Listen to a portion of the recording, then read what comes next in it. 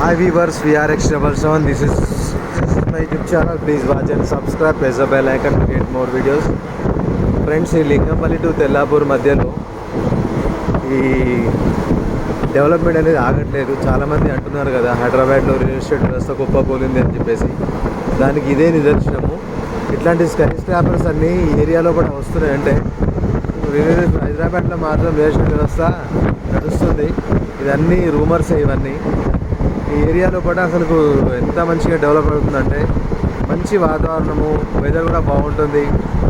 తర్వాత ఇక 100 feet road పక్కన వచ్చి మొత్తం వెంచర్స్ అవుతున్నాయి.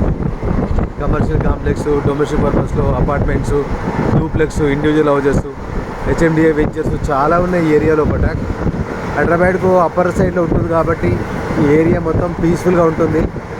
అదేవిధంగా ఇక్కడ ఫ్లాట్స్ ఇన్వెస్ట్మెంట్ చేసే వాళ్ళకి కూడా మంచి ఆపర్చునిటీ అని చెప్పుకోవచ్చు.